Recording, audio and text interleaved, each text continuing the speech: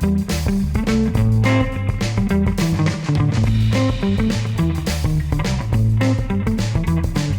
climbs a tree just like a vine. Look out! Here comes the Spider-Man.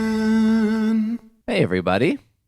Welcome to issue 11 of the Amazing Spider webcast. It's been like a year, which is great, though, because, issue 11 of the Amazing Spider-Man is featuring the long-awaited return of Dr. Octopus.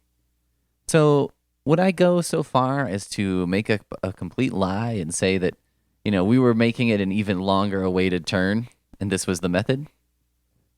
Yes, I would. I don't know why you would think I'm above that, but you would be wrong. We have the long-awaited return of Dr. Octopus, right?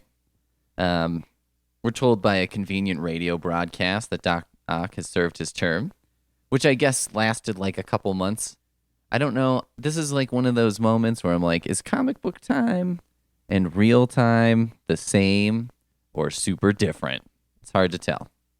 But anyway, it's like a couple months for, being a monster and attempted murders and whatnot.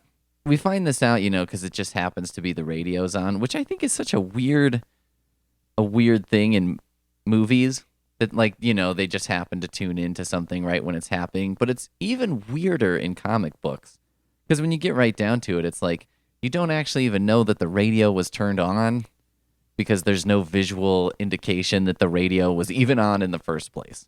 Unless they wanted to put little lines coming out of it or something, but I think that's a little cartoony, don't you? I mean, it's like, how in movies, like if you go to a place, they'll always have these weird streamers on fans or like air conditioners and stuff. Like I heard that's because since you can't feel the breeze in the movie, and they could just put in the sound, but if they can give you that visual and you can see the breeze, someone figured out that's like the next best thing, right? So I guess they could do something like that, but I don't know.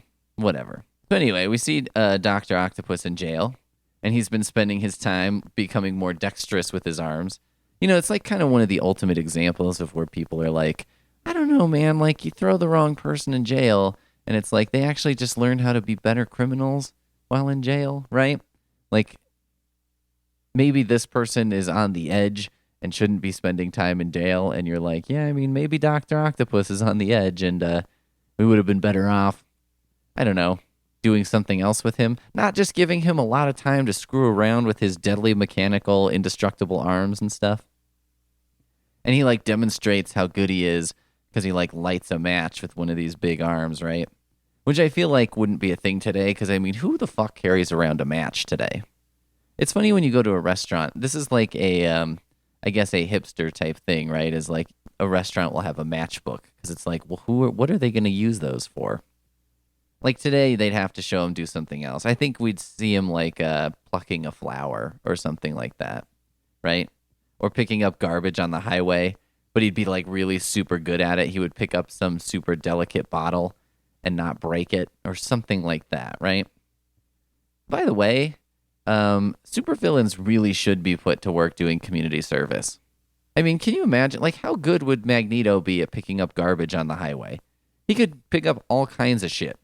Wolverine already has built-in garbage spikes on his hands. He wouldn't even need one of those poles. Dr. Octopus, I mean, he's got 8 limbs, 6 of which would be potentially useful for picking up garbage. At worst, if he just used his metal arms, he would have twice as many, and they'd be much more powerful, and, as far as I know, they don't get tired, right? So anyway, he gets out of jail, and this is the first, I believe, we see Peter Parker make a spider tracer. So these are these things that he develops, which are basically they look like tiny, flat little spiders, and they send out a broadcast of some kind that he follows with his spider sense. I think at this time he was following them with a transmitter, and later it was like, my spidey sense can pick up on them. But I always thought it was kind of dumb because they're in the shape of a spider. And I'm like, well, all right, so you want to have an innocuous little thing attached to you, but if someone attaches something that looks like a spider to me, if I find it, I'm going to brush it off myself in a complete panic, right? It's not like a little piece of lint or something like that. It's in the fucking shape of a spider. But he follows Dr. Octopus, who we find, and here's a quote. He's leaving prison, and a police officer, guard guy is like, "Oh, with your talent, Doc, it shouldn't be hard for you to land a good job. Just keep your nose clean, fella." And in his head, Dr. Octopus is like, "A job? Do they expect me to become a working man like an ordinary, unimaginative weakling? Before I'm through, the whole world will tremble at the mention of my name." I just really enjoyed Dr. Octopus, like, completely incensed that someone would even suggest he get a job. He's like a sullen teenager over the summer, and the parents are like, "Maybe you should get a job." And he's like, "A job? A job? Me? A job? Are you fucking crazy?" So then, there's a whole thing. Spider-Man traces the car, blah, blah, blah. Boring. Betty Brant's brother, geez, that's fun to say. Betty Brant's brother is in trouble with this guy named Blackie Gaxton, which is a character who defies Marvel tradition by not actually being black. So I guess if you're called Black something, then you're probably black. But if you're called Blackie something, then you're not actually black.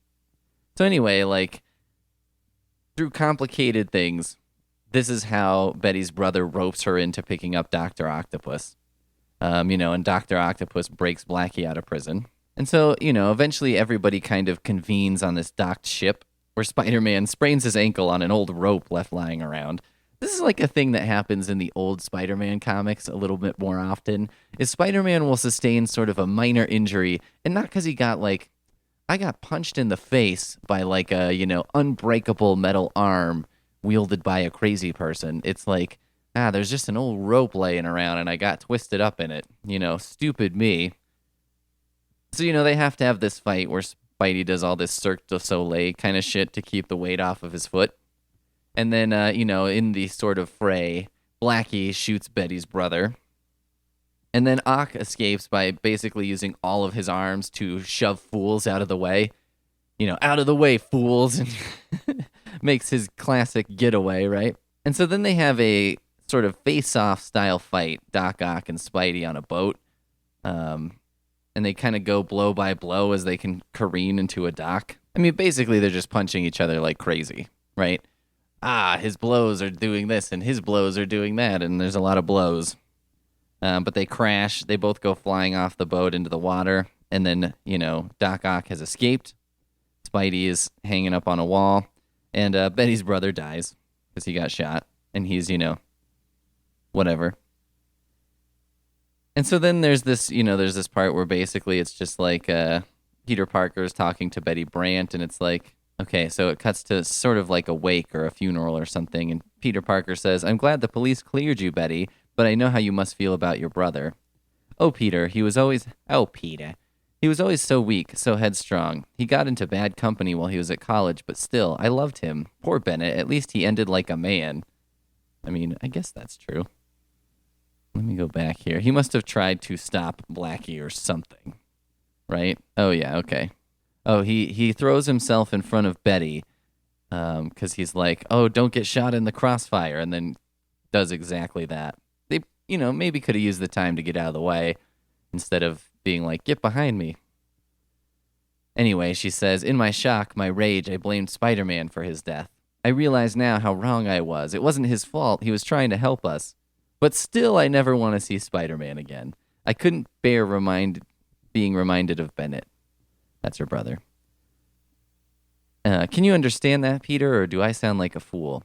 "You could never sound like a fool to me, Betty. Of course I understand, and I'm sure Spider-Man would too, if he knew... ... So anyway, it's great because they did the thing, they're always trying to do the thing in these comics where it's like, can we still make this Peter Parker's fault? Is that possible?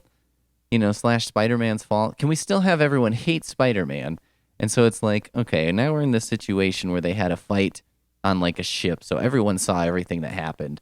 But he definitely saw Spider-Man fighting Dr. Octopus off.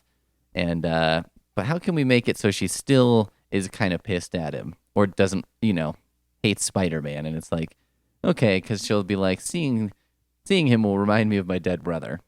So I hope to never see him again.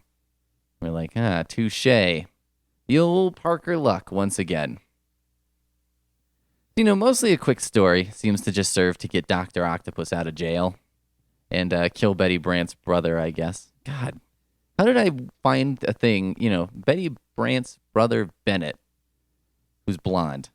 Betty Brant's blonde brother Bennett. How did they manage to do that? It's like someone in the future was like, what if somebody has a radio show someday where they go through all of these and then they have to say these names out loud? Betty Brant's blonde brother Bennett Brant, blown away by bullets. They want to make it tough for me. No one will make it easy on me. I'm like the Peter Parker of this world.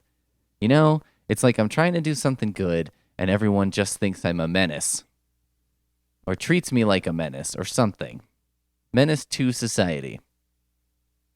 There you go. There's issue 11. Hopefully it won't be nearly as long until we get to issue 12. Like maybe a week or something. But you never know. You can't hold me to nothing. You got nothing on me, Copper. All right, we'll see you next time.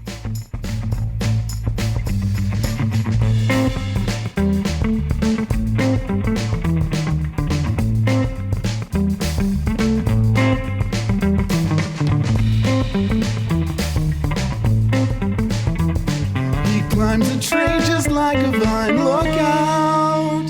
Here comes the spider.